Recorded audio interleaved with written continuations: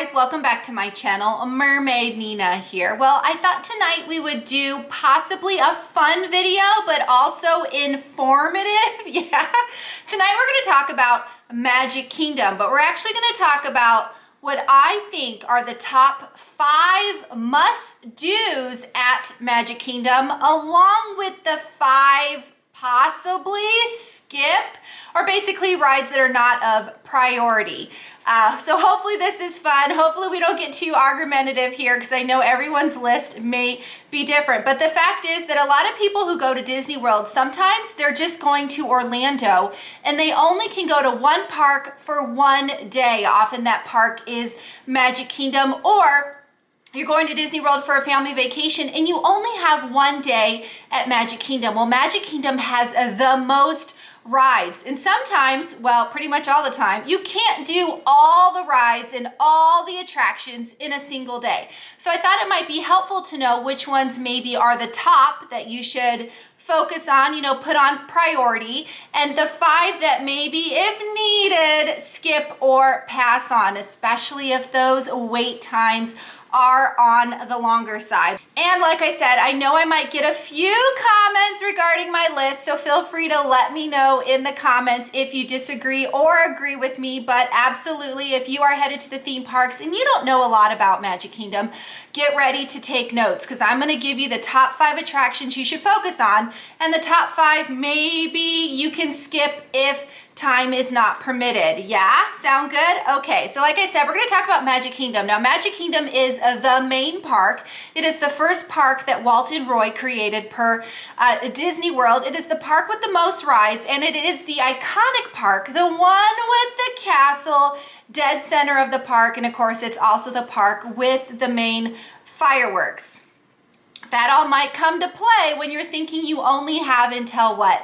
8:30, 9 a.m. until 10 p.m. to do all these attractions, right? It's very hard to get all the things in there, plus the bathroom breaks and the water breaks, and of course you got to eat, right? So let's get going. So like I said, in no particular order, top 5 rides I think you should focus on. First one here is Jungle Cruise. If you guys have watched my channel for, well, any length of time, you will know that I absolutely love Jungle Cruise. In fact, I will go to Jungle Cruise first. So on my Magic Kingdom day, this is the ride I go to first. I will Genie Plus it first. Why? First of all, Jungle Cruise was inspired and created by Walt himself. This was one of those rides Walt wanted in his parks. Of course, he originally wanted Jungle Cruise to feature real animals. Well, they quickly decided that real animals aren't really going to perform on show, right? Like you want them to. So they are animatronic animals, but it's an absolutely fabulous ride. And you want to know why?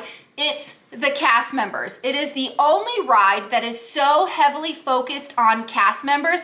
They are part of the ride. They are part of the show. The cast members are up there basically telling you about your safari ride. And it's them who really control the show, right? They are the ones who create the laughs and really whether or not you'll like it or not. So it's really cast member focused, which I love, because each cast member is different. Each cast member delivers the jokes and the chatting points differently. But if you love dad jokes, if you love learning new dad jokes, then this ride is perfect for you. It also changes per holiday season. So if you've ridden it during, one time of the year, it actually changes over the holidays as well, which includes those cast member dad jokes. Yes, absolutely. And of course, there's the iconic, the back side of water. If you've been on this ride, you know what I'm talking about. If you haven't, well, you will find out soon enough. And of course, my big question here about Jungle Cruise, is it better during the day or is it better during the night? Go ahead and let me know in the comments. But either way, Jungle Cruise should 100% be on your must-do list when headed to Magic Kingdom. Number 2 is Pirates of the Caribbean. Absolutely, you gotta ride Pirates. It's one of the iconic rides. In fact, when Walt was creating Pirates, he kind of pushed all of his other projects aside because he really, really liked the idea of Pirates being part of a ride. Originally, it was going to be like a walkthrough, and of course, they then turned it into a ride. And also, you know, Pirates of the Caribbean wasn't at Magic Kingdom when it first opened. Fans and guests asked for it. They begged for it. They were like, where is Pirates? It's at Disneyland. Why isn't it at Disney World? So they absolutely had to put it inside Magic Kingdom because that's what we asked for. That's what we wanted. But of course, for those of you who don't know, Pirates came before the movie. That's right. Those Jack Sparrow, Johnny Depp movies are inspired by the ride. The ride absolutely came first. And of course, we all know the song, so why not go on the ride? A few things you should know about the ride is the ride has changed throughout the years several times, and some of us are still missing the redhead. That's right. So you may hear people yelling, chanting, even in their own head, "We want the redhead." Absolutely, that is me. But the ride has changed over the years, and when the Jack Sparrow movies came out, Jack Sparrow and the gang were incorporated into the ride. The ride does feature a hill. Now, this isn't really considered a coaster, but there is a drop. It is minor, it is not a big deal, and that's pretty much the big thrill here for Pirates, so don't worry about that. And of course, don't forget to smile, because you will actually get a ride photo during this ride. The ride photo happens at the very beginning. You'll see a couple of pirate skeletons, and then you'll see this big Jolly Roger talking flag-like skull face, and that is exactly where the drop is and where you need to smile or scream, yep, when going on this ride. But this ride is absolutely all in good fun, right? The hill aside, it's pirates fighting pirates. There's chickens and pigs and a dog with keys in its mouth. It's absolutely amazing. Gotta go on Pirates of the Caribbean. Next on my list here, I'm actually just gonna refer to as the mountains. Those of you who have been to Disney World several times, you probably know what I'm talking about.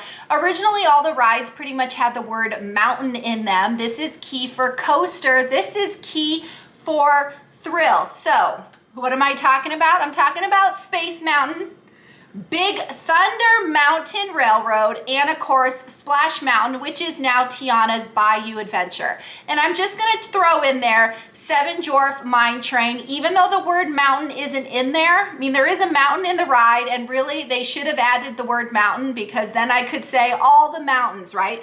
But absolutely, if you are looking for coaster, you're looking for thrill at Magic Kingdom, you want to try one to all four of these thrill rides over at Magic Kingdom. I'm talking about the thrills, the drops, the crazy, and the fun, right? So do them all, do them over and over again, do each of them once, pick your battle, whatever you want to do, right?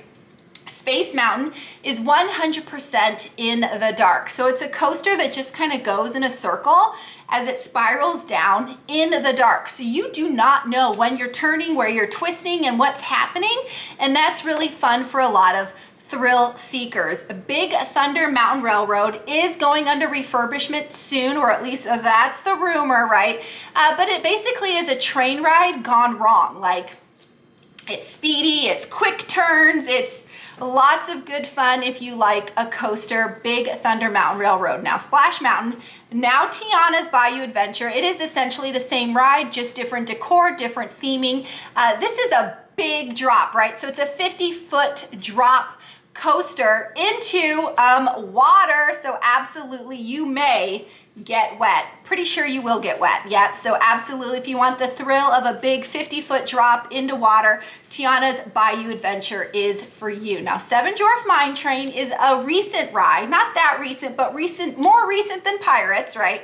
It is a Snow White and the Seven Dwarf inspired ride, and you are in mine cars that do their own rocking while they're doing like a coaster, like a train coaster. So it's a kind of like Big Thunder, but a little kiddied down, if that even makes sense. But the cool thing about it is the cars themselves kind of rock back and forth because they're mine cars.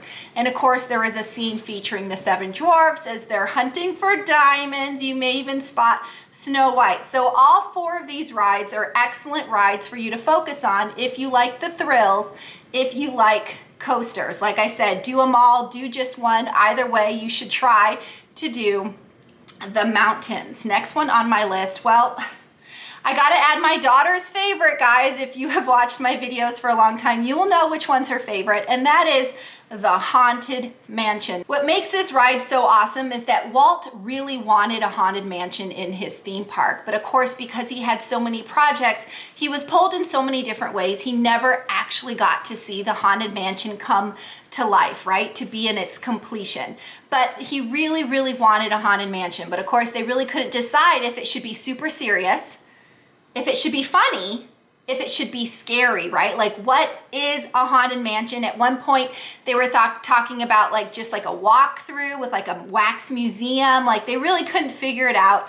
After Walt's passing, all the Imagineers kind of came together and they created the most iconic ride ever. You have to go on the Haunted Mansion. It has the absolute best ride queue. And I'm not talking about the line outside of the Haunted Mansion. I'm talking about once you actually enter the Haunted Mansion, there is a ride queue that you go through before you're actually on the physical ride, right? So it is a mix of semi-scary, not too bad, and funny and silly. I mean, we call them 99 happy haunts for a reason. Absolutely love the Haunted Mansion. So much, I don't know, creation and inspiration, and it's just crazy. Absolutely love it. Of course, you got your doom buggies.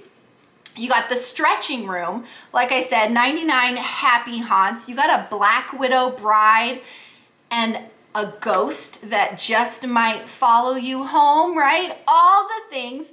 Like I said, there is a part, an element of scary in there. So the very first scene, you do go into like an elevator with some eerie voices. Yes, that is when I would pick up my little kids and kind of just talk them through it, let them know that, you know, mama's keeping them safe and everything's okay. But after that, it is all in good fun. You ride a simple dune buggy around and you just kind of look at the scenery. There's no drops, there's no coasters, it's not fast. It's just art. You're just looking at amazing art and special effects in a spooky haunted mansion kind of way, right? Yes, absolutely love the Haunted Mansion. And don't forget about the ride photo. The Haunted Mansion does feature a ride photo. So in the beginning of the ride, once you're in your doom buggy, you'll see a series of portraits. Well, there is a lady with the Medusa-like snake hair. That is right when they will take your photo. So you can act silly or happy or scared, whatever you want. My family absolutely loves coming up with ways to recreate our faces, right, for this iconic photo, which of course we get with Memory Maker. And also, if you are interested in the Haunted Mansion, don't forget to check out the one at Disneyland, because they do a Nightmare Before Christmas holiday takeover, and this happens over Halloween through Christmas. It is absolutely fabulous, but we're on Magic Kingdom here. Magic Kingdom doesn't do that. It's Haunted Mansion, straightforward year round, but absolutely Haunted Mansion. Now, finally, number 5, I saved it for the last, because I feel like a lot of you are going to be like, why did she put this ride on her must-do list, right? I know a lot of you are like, no, she should have put Tron. You know, she should have put something else. I am going to add It's a Small World. I know. This ride can be the most annoying thing you've ever been on if you've been on it over and over and over again, because the iconic song, It's a Small World, does 100% get in your head. But I think that's the ingenious of it. I think the song itself is a big chunk of why this ride is amazing. The song starts in English and then it transfers into different languages, but it's the same song and the same tune. And you go from room to room and the song just kind of flows flawlessly, and it's absolutely amazing. And then the message behind the song, I mean, really, it is a small world. We are just people. We all have the same feelings and emotions, and we should really just kind of try to get along, right? So the message is great. The song is actually genius, right? And the way they have it moving throughout the room. So you absolutely have to give this iconic ride a try. Plus, Mary Blair. Mary Blair's art is all throughout this ride. Mary Blair was an Imagineer artist that Walt hired, back in the day. And they came up with this ride for the New York's World Fair. And it's a bunch of little singing dolls, like little dolls that kind of sing and dance and represent each different culture. And it's just very moving from one room to the next. And you can kind of see how the different cultures might dress or what's important to them. And it's It's just all in good fun. It's very peaceful. It's very happy. You exit the ride and you think, I'm gonna do good today, right? I'm gonna be nice. We're all humans. We're all just trying to do our best, right? Absolutely love this ride. And of course the animatronics, all those dolls move and twist and sing. Someone had to create all those animatronics, all those moving parts, all those robots. And if you think of how many dolls are in each room per that ride, it is absolutely amazing that they're all working and singing and going together all at one time. So if you take the message out of it, just the art behind it, right? And the fact that they created this so many years ago for the New York's World Fair is just absolutely crazy. But like I said, I know a lot of you are probably like, why did she put Small World down? We got to do Tron instead. Okay, go ahead and do Tron. Small World's iconic. Walt really, really wanted this ride to happen for the New York's World Fair. When it was done, it came to Disneyland, and it's just been an iconic, you know, ride per Magic Kingdom, per Disneyland ever since. And note, we think this is Magic Band based, not quite sure. At the end of the ride, they do tell you goodbye or adios. All the different ways to say see you later in different foreign languages. And they do have screens that will pop up names. Your names, someone's name that is in the boat next to you. So absolutely, we will go and like hold up our magic bands and see whose name will actually show up at the end of the ride. So it kind of makes you part of the ride. But either way, it is a water ride. It's very still. It's very simple. You're there for the music, the art, the dolls, the feeling, the magic, all the things that is It's a Small World. But you may be wondering, okay, what are the 5 we need to skip or we need to pass, right? Yep, absolutely have this list out. And again, hear me out. Some of you are gonna be like, no, she just put my favorite ride on the list. I have reasons, I promise. So these rides, it's not that they're bad. It's just that if I'm running out of time, I think they're ones you can skip. If for some reason you head to this ride and it's got a 5-minute wait, then yes, do it, go on it, enjoy. But if you're running out of time and you have to stick to just so many numbers of rides, these are the ones I think you can pass on, okay? So yes, in no particular order here. Tomorrowland Speedway, absolutely. Why? It's so hot. This ride is so hot. And when you go in the summer, like right now, it's even hotter. The line is in the sun. The ride itself is in the sun. It's just so hot and it's stinky from the gas or the burning rubber or the exhaust of the cars. The whole thing between too hot and stinky. This is an easy pass for me. The cars themselves are small. So trying to get an adult-sized person, like I'm 6 feet tall, but I'm not that big.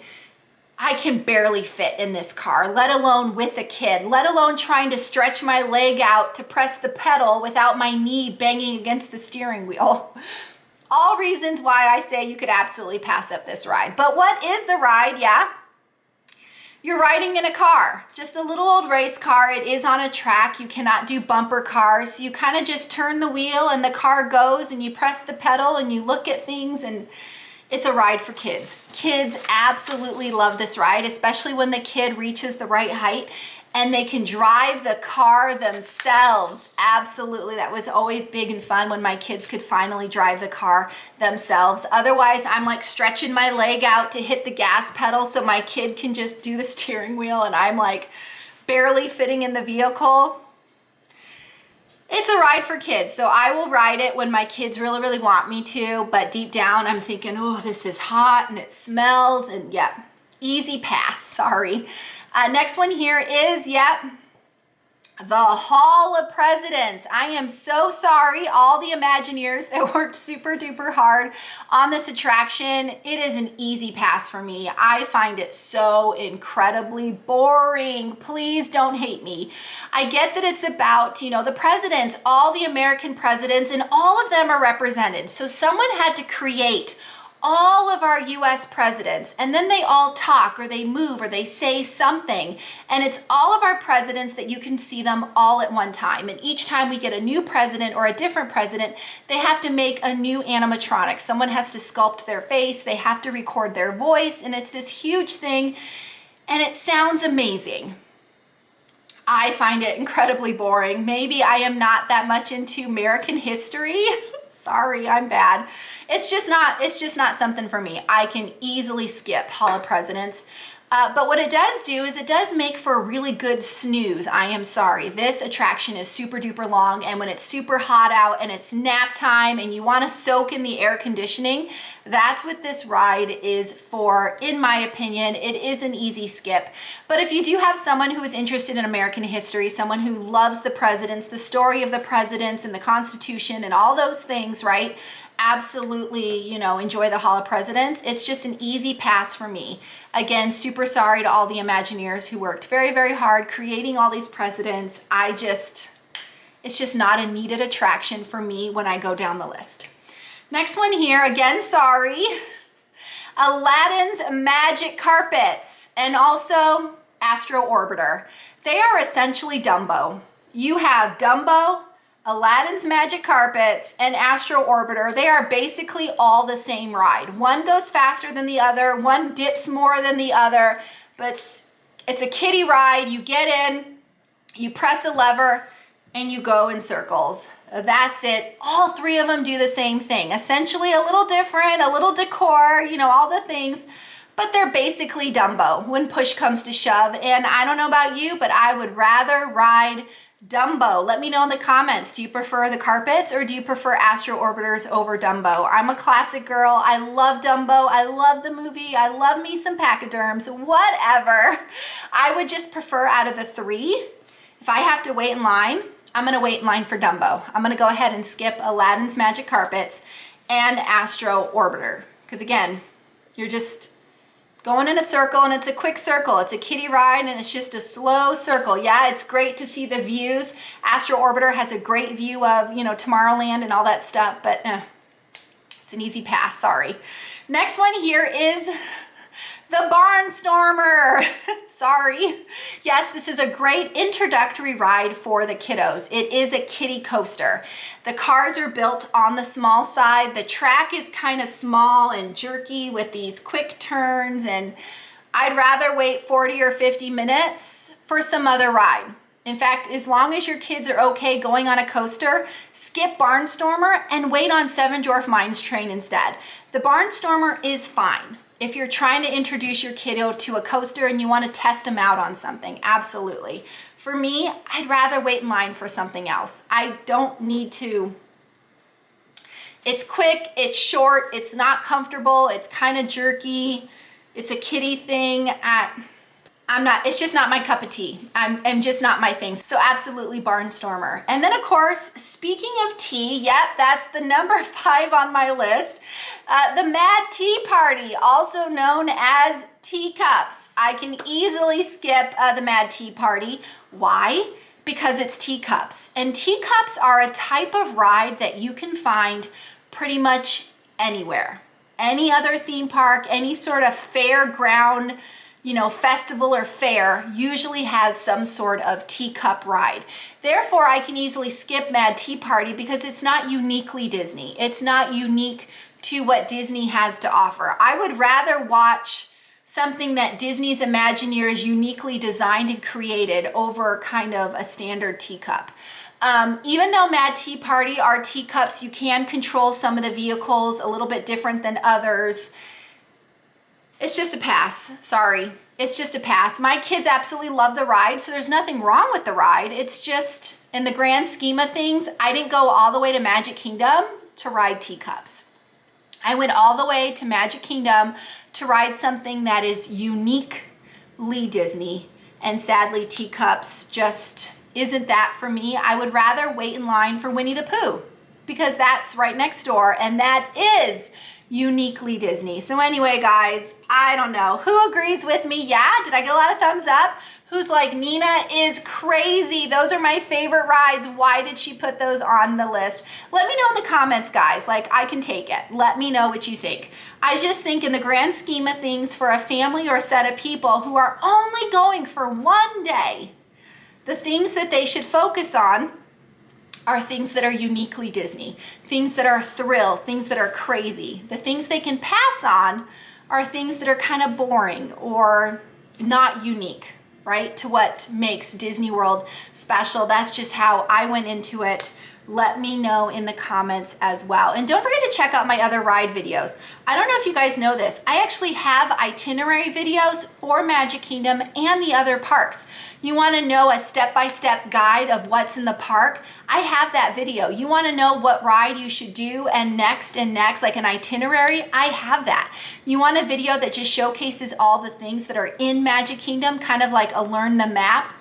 I have that too, so make sure you guys check that out. I also have a Quiet Places video, and I get a lot of people who ask me about the Quiet Places, but they don't realize I have a whole video on that.